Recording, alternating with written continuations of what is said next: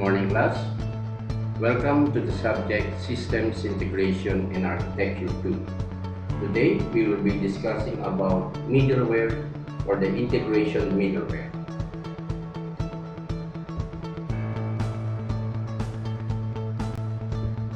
Let us first define what is a middleware. Middleware is any type of software that facilitates communication between two or more software systems. It can be simple communication connection between applications, or it can be as sophisticated as information sharing and logic execution mechanisms. Middleware is also a technology that allows us to move information between multiple enterprises.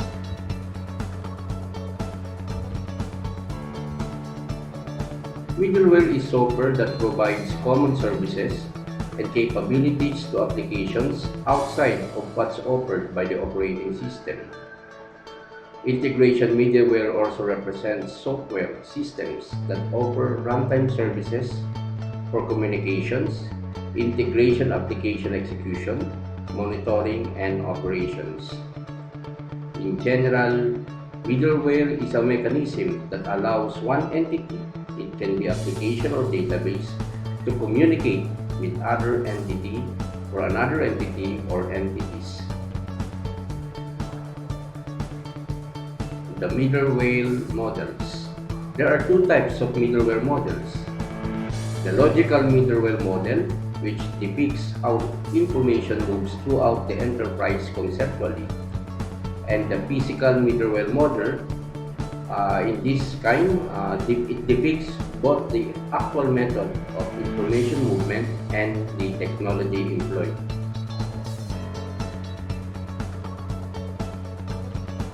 Under the logical middleware model, it serves as the point-to-point middleware uses a simple pipe to allow one application to link to another application.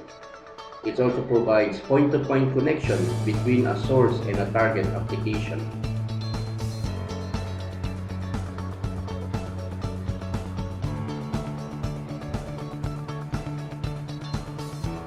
Point-to-point middleware.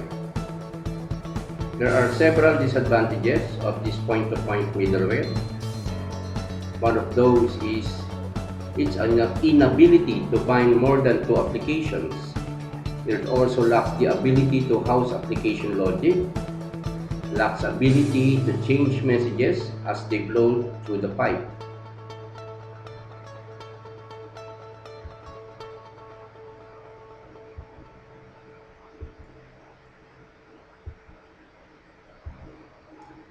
Many-to-many middleware. Many-to-many middleware links many applications to many other applications. It can deal with more than two source or target applications.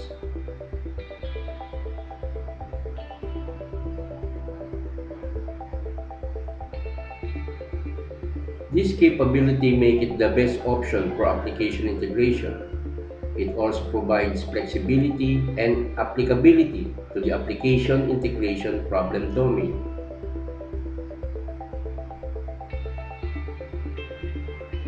Let us now go to the another type of logical middleware model, the synchronous and the asynchronous. Asynchronous middleware moves information between one or many applications in an asynchronous mode. Like for example, the middleware software is decoupled from the source or target applications.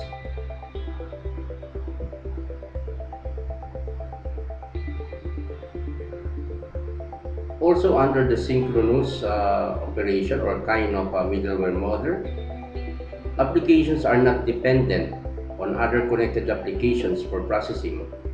Application can always continue processing regardless of the state of the other applications.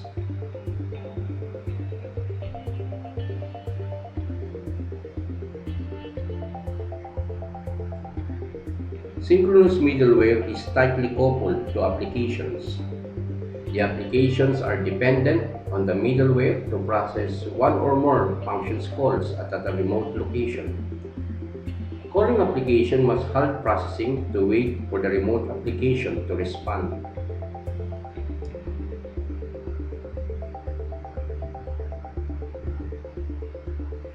Asynchronous is preferred over synchronous application integration solution. Synchronous middleware faces problems such as network or remote server applications or problem. Therefore, application has to stop processing. Middleware models. Asynchronous is preferred over synchronous application integration solution. Synchronous middleware eats up bandwidth because several calls must be made across the network in support of a synchronous function call.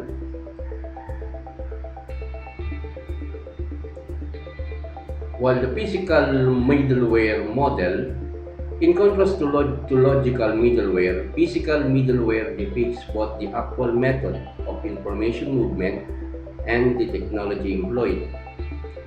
Under this category, we have the communication models. Wherein communication models, we have a subcategory of connection-oriented and connectionless, direct and queued communication, publish-subscribe, request-response, fire and forget. So let us first discuss the connection-oriented and connectionless type of communication models. In the connection-oriented communication, it means that two parties connect, exchange messages, and then disconnect. Typically, this is a synchronous process, but it can be asynchronous. Connectionless communication means that the calling program does not enter into a connection with the target process. The receiving application simply acts on the request, responding if required.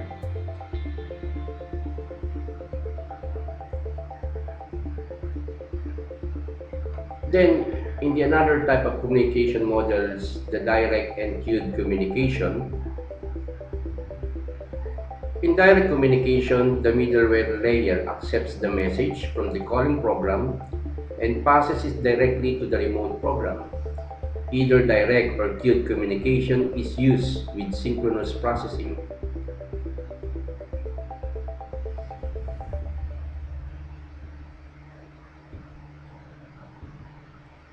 Queued communication generally requires a queue manager to place a message in a queue. The remote application then retrieves the message either shortly after it has been sent or at any time in the future. Then the another type is the publish and subscribe communication models. In this type of communication model, it frees an application from the need to understand anything about the target application. All it has to do is send the information it desires to share to a destination contained within the pub/sub engine or broker.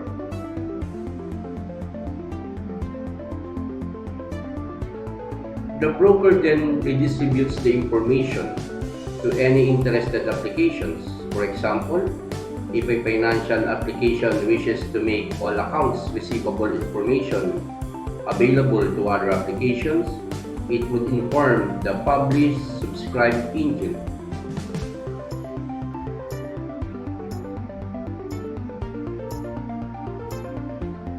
The engine would then make it known that this information was available and any application could subscribe to that topic to obtain accounts receivable information.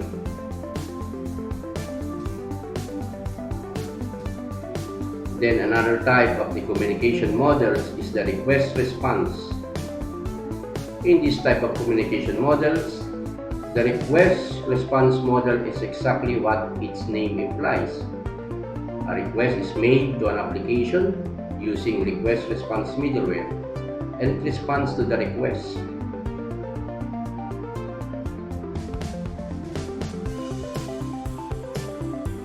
Also, in the request response properties, one of The examples of request and response middleware include any middleware that can facilitate a response from a request between applications, such as integration servers or application servers.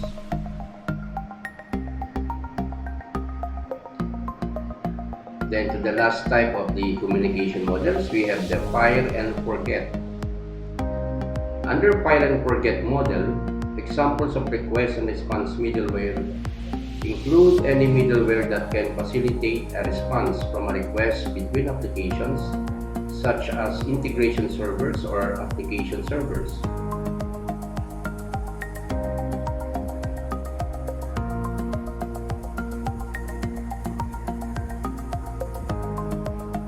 The purpose of fire and forget is to allow a search for target application to broadcast specific types of messages to multiple recipients, bypassing auditing and response features. It also allows central servers to fire off messages.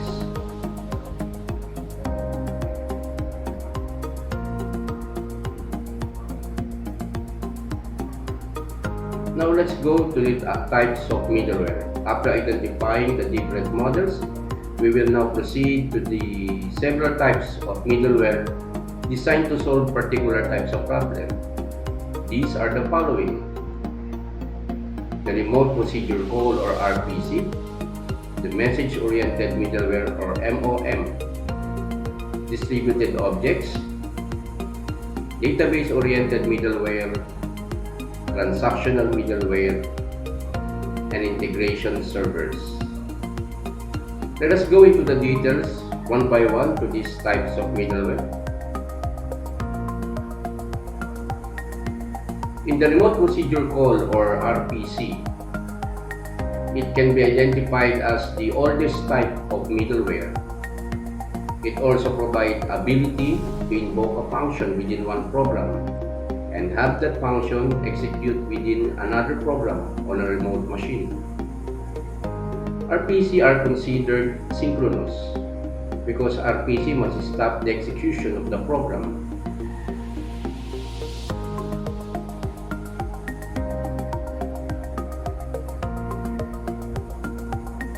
They also require more bandwidth than other types of middleware. The advantage of RPC is its simplicity for mechanism and programming. The disadvantage are its huge performance, cost, and inability to scale.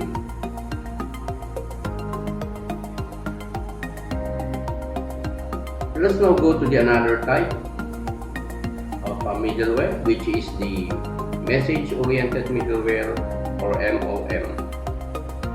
MOM is queuing software that uses its messages as a mechanism to move information from point to point. It also uses the notion of messages to communicate between applications. Direct coupling with the middleware mechanism and the application is not required.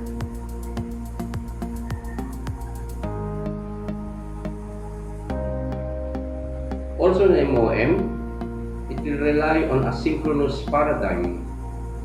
This allows application to function independently. Example, the continue processing after making a middleware service request. Message is also dispatched to a queue message, which ascertains that message is delivered to its final destination. Messages returning to the calling applications are handled when the calling application finds the time.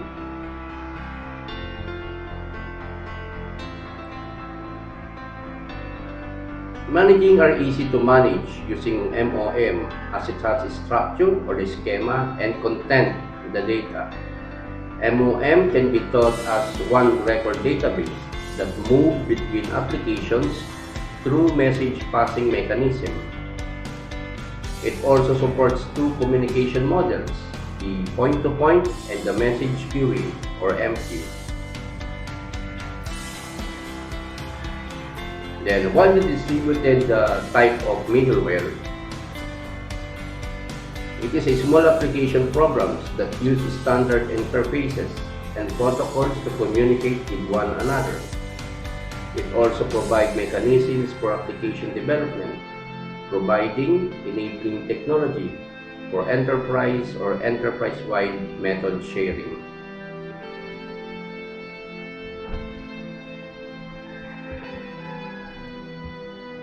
Also, in the distributed type of middleware object, it has two types of distributed objects in market today.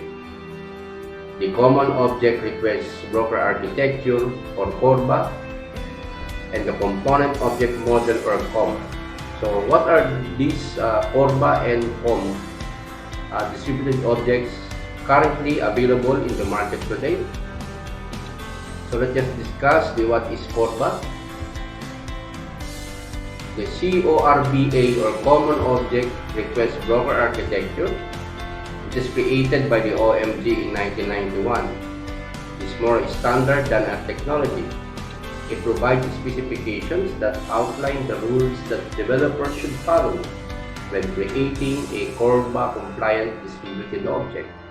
CORBA is heterogeneous, with CORBA-compliant distributed objects available on most platforms. Well, the other one is the COM or Component Object Model. COM or COM is a Microsoft promoted distributed object standard. Like CORBA, COM provides the rules of the road for developers who create COM-enabled distributed objects. These rules include interface standards and communication protocols. While there are COM-enabled objects on non-Windows platforms, COM must be considered native to the Windows operating environment and therefore homogeneous in nature.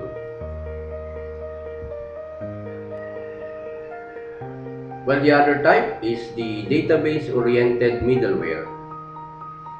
In this type of middleware, it facilitates communication with a database, whether from an application or between databases. It also can be used as mechanism to extract information from either local or remote databases.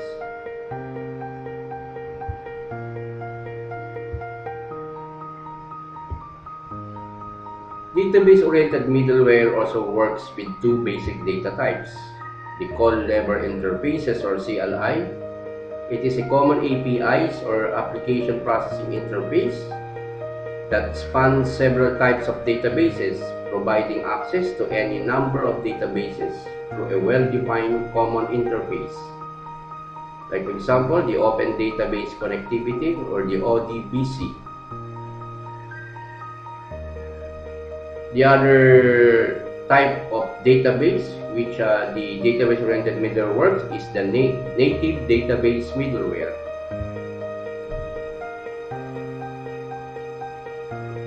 Then let us now proceed to the transaction-oriented middleware. It provides mechanism for coordination information, movement, and method sharing between any different resources. It also provides tightly coupled integration, where it requires changes with source and target applications.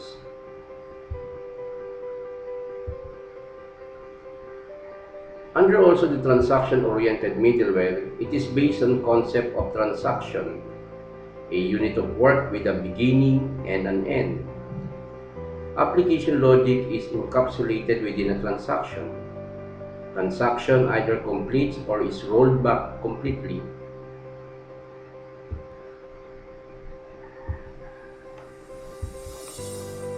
There are two types of transaction-oriented middleware, the TP monitors and the application servers.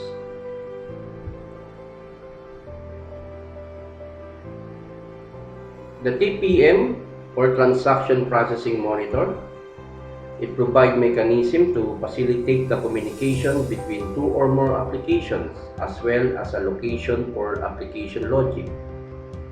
It also provides scalability by sharing and processing transactions among other connected TP monitors.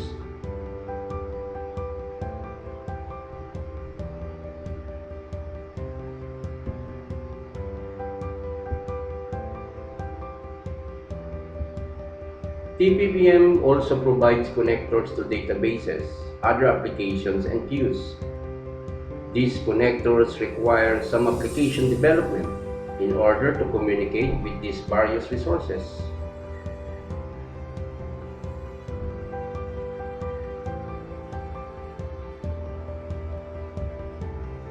Once connected, these resources are integrated into the transaction and leveraged as part of the transaction.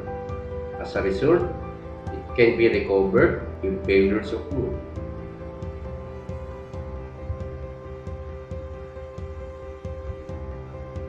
TPM or Transaction Processing Monitor also provides two services. One is that it guarantees the integrity of transactions, and the last one that it resource management and runtime management services.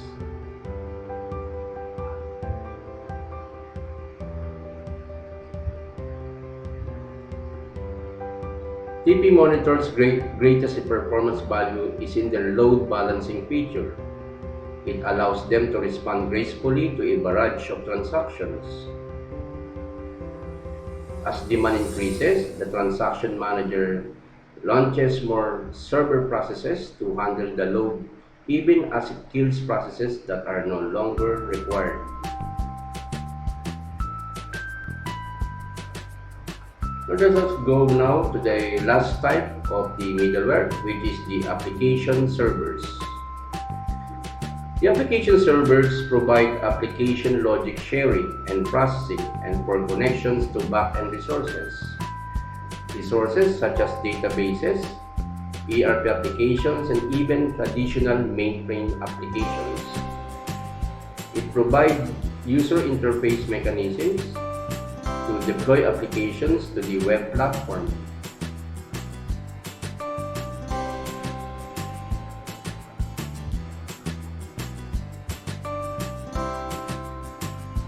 It also facilitates information movement between two or more sources and can account for differences in application semantics and platforms. Without any application necessarily understand anything about other applications it shares information with.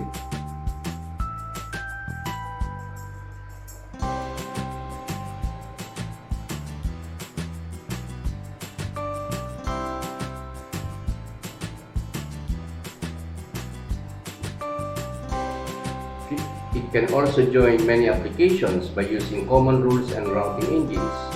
It can also transform the schema and content of the information as it flows between various applications and databases.